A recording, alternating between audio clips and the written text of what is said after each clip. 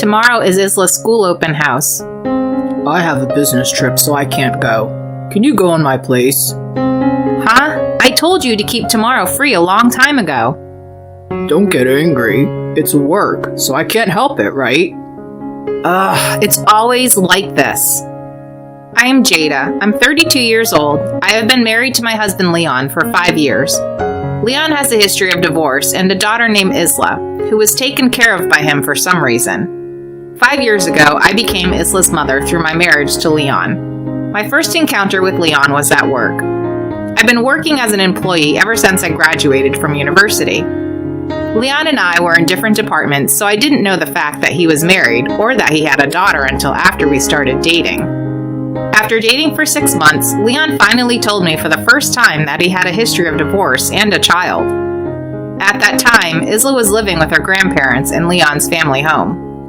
Leon was living alone in an apartment, so I didn't realize the existence of his daughter until then. Since Leon was busy with work and often away from home until late, Isla reached the conclusion that it would be safer for her to live with her grandparents, so they lived separately.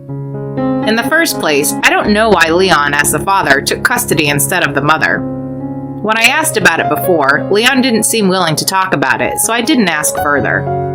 When I first learned about Isla's existence, I thought about ending my relationship with Leon. Becoming a mother figure to Isla, who was 7 years old at the time, felt too burdensome for me. However, Leon pleaded with me, and I ended up meeting Isla once. Isla, I was certain, wouldn't accept me as her father's new spouse, and she probably wouldn't even make eye contact with me, or so I had anticipated. However, Isla unexpectedly warmed up to me. I still remember that face calling my name with a smile. We exchanged contact information and started messaging each other. Through our interactions, I began to think that maybe Isla would accept me as a family member. And 1 year after our first meeting with Isla, Leon and I decided to get married. After our marriage, Isla moved out of her grandparents' house and started living with us. It was also physically difficult for the elderly grandparents to take care of their grandchildren any longer. Moreover, I could return home earlier than Leon and ensure that Isla didn't feel lonely, which made my parents-in-law support the idea of living together. With that, our new life began. Initially after getting married, Leon would come home early and actively help with household chores.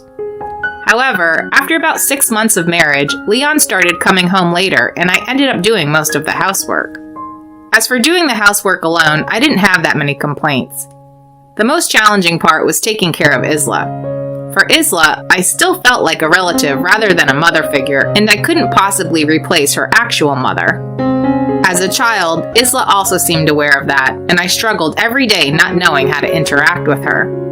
Even if I wanted to discuss it, Leon would come home late almost every day, and even on the rare occasions when he was at home, I don't really understand Isla's situation.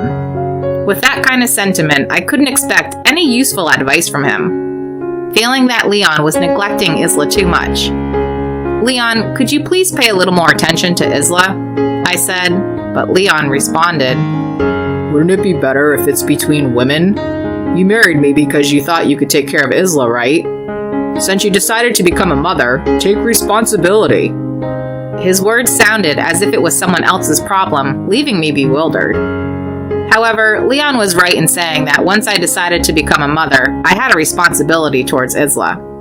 I kept pondering how I could earn Isla's trust and took actions, only to end up with disappointing results. Isla was obedient and still engaged in conversations with me, albeit with some hesitation. However, around the time she reached 5th grade, she started showing distant behavior. Until then, we could have regular conversations and she would talk to me if something was bothering her. But suddenly, she stopped approaching me. Is it an early stage of rebellion? I have no knowledge as a mother, and I could only be confused and troubled by Isla's sudden cold attitude. And so, with that kind of relationship, Isla entered 6th grade. Isla still responded coldly when I tried to talk to her, as always. On weekends, she would go to her grandparents' house, making sure not to meet me. It had been 5 years since I married Leon. I'd been trying my best to deepen the bond with Isla, but it was all my own delusion. Isla didn't consider me as a part of the family, and to make matters worse, Leon became even busier, leaving me feeling lonely. Gradually, Leon started going on more business trips, leaving the house vacant at least once a month.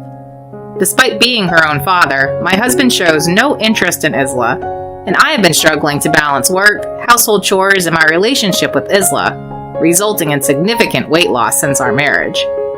Personally, I was somewhat happy with the weight loss, thinking it was a good diet. However, I later heard that my colleagues suspected I was ill. However, I still felt moments of happiness. Through marrying Leon and meeting Isla, I had the opportunity to experience various aspects of being a mother. Although our relationship may not be good at the moment, Isla used to be affectionate towards me, and I believe that we could eventually return to the way things were.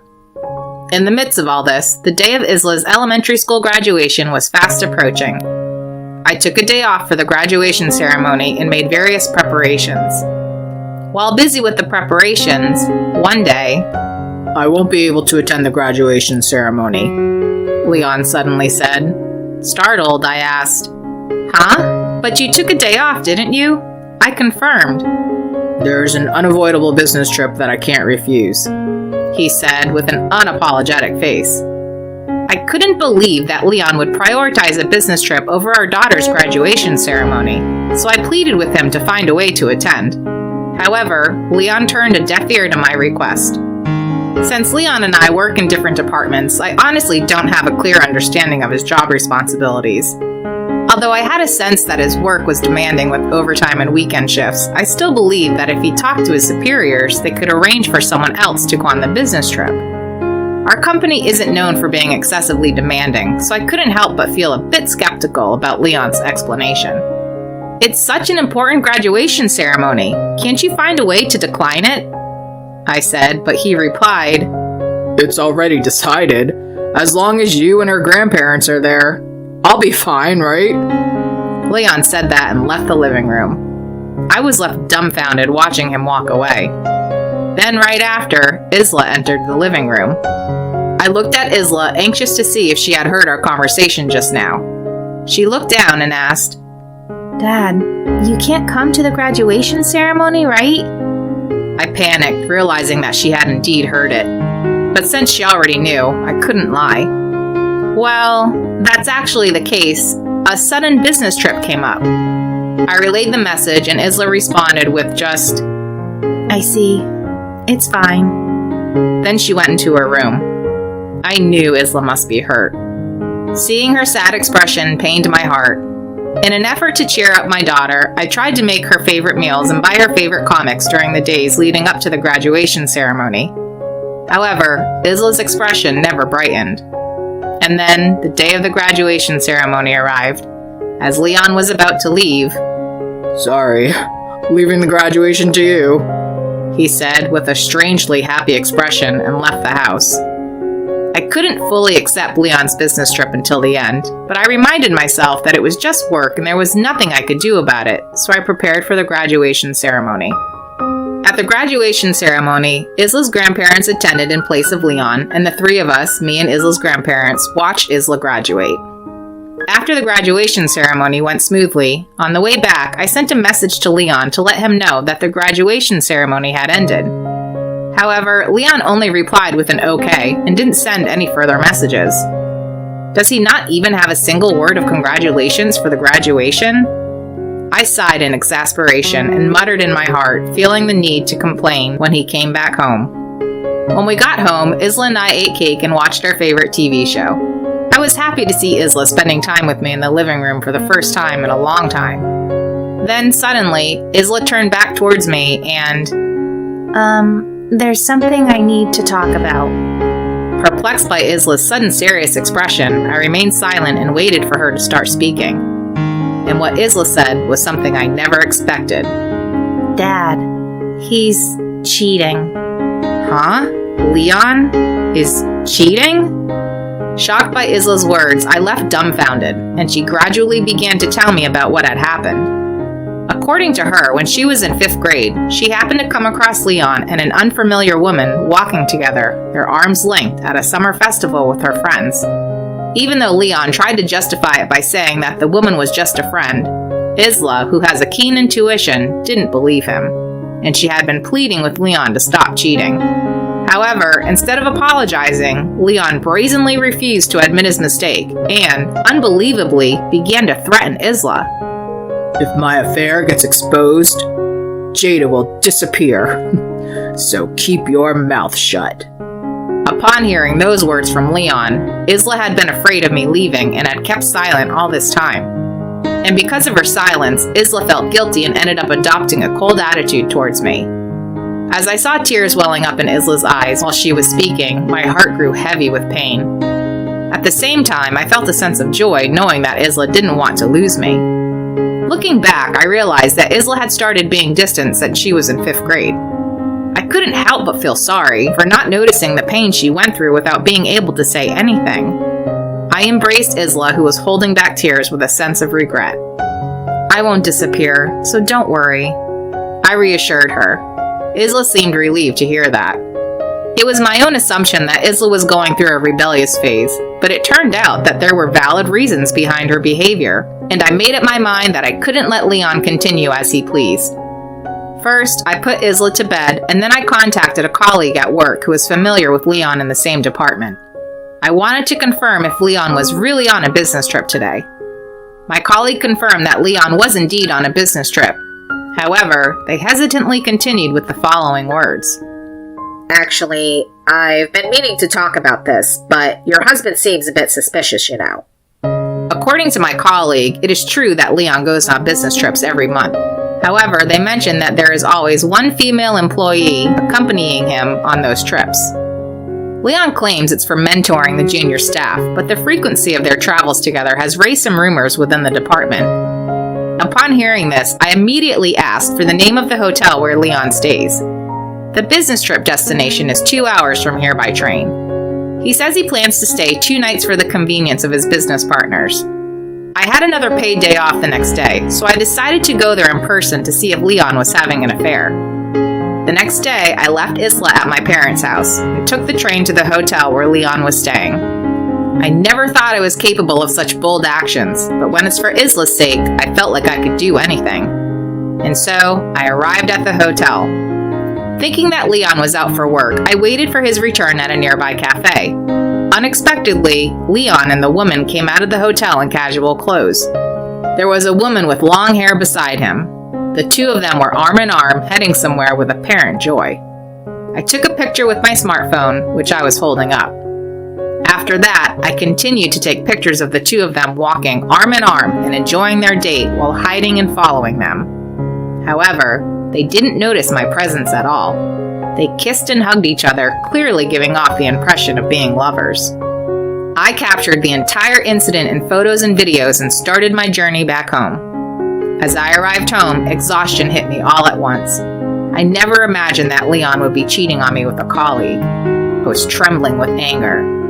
In my anger, I immediately informed my parents and in-laws about Leon's infidelity. I sent the photos of the affair scene to my in-laws, and they quickly rushed over, kneeling and apologizing to me. My parents quickly brought Isla with them, and our home was filled with me, my parents, my in-laws, and Isla. Leon should be returning from his business trip soon. He would be quite surprised to see everyone gathered together. It would be quite a spectacle to see how he would try to come up with excuses. Since I didn't want Isla to witness the chaos, I asked my mother to accompany her and have Isla wait in her room. And then, 2 hours later, Leon returned home with a completely ordinary expression on his face. I'm so tired from the business trip. The person from the client company was so difficult, he complained as he entered the living room. Welcome back, Leon. As we all glared at Leon, he seemed surprised by the cold stares and the unusual atmosphere. Sensing the cold gaze and the tense atmosphere, Leon stumbled with his words and said, Did everyone gather for Isla's graduation celebration or something? He started talking like that. Did you have a good time on your business trip? I asked while giving him a stern look, and Leon became even more flustered. It's work. There's nothing enjoyable about it, he replied with an unnecessarily loud voice. Then, unable to contain himself any longer, my father-in-law shouted at Leon. You've been cheating, you damn fool! Leon flinched as he was suddenly yelled at. Realizing that Leon didn't grasp the situation, I proceeded to tell him about my visit to his business trip location that day, showing him the evidence of photos and videos to confront him about his affair. As there was concrete evidence against him, Leon couldn't escape and reluctantly admitted to his infidelity while becoming defensive. Coming to my business trip location? How unfair of you. Were you doubting me? Leon tried to play the victim, so I informed him that the affair rumors were already circulating within the company. This only made Leon more flustered. Did he really think he could openly parade around with his junior colleague without getting caught? I couldn't help but be disgusted by what a foolish man he was. Under the scrutiny of everyone, Leon became resentful and uttered, The reason I married you in the first place was to offload the responsibility of taking care of Isla. He said those words boldly. As I was taken aback, Leon began to speak the truth. It turns out that Leon's previous marriage ended because of his infidelity. Leon explained that his previous wife had struggled mentally and couldn't take care of Isla, so he had no choice but to take custody of her. Isla's mother had a history of illness and was emotionally unstable, so Isla expressed a desire to be with her father rather than her mother. However, Leon was initially indifferent to parenting and found himself overwhelmed by Isla, so he used his work as an excuse to pass the responsibility to his parents' house. However, perhaps due to concerns about societal perception of living separately from his daughter, Leon came up with the idea of remarrying to secure a woman who would take care of Isla. That's how I ended up being chosen as the convenient woman. Realizing that I had been deceived from the beginning, I felt frustrated, pathetic, and tears welled up. Leon had planned to burden me with everything, while he intended to have affairs with other women. Both my in-laws and my father were furious. They yelled at Leon, and my father-in-law even held Leon's head down while making him apologize. Despite everything, I couldn't stop crying, and as I lay on the floor, Isla came out of her room and embraced me.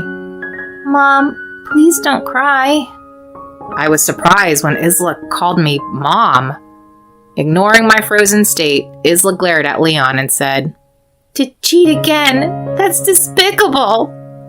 Even Leon, faced with his daughter's words, seemed unable to respond. While holding Isla tightly, I confronted Leon with a demand for a divorce. Leon exclaimed, Please, spare me the divorce. What about Isla's well-being?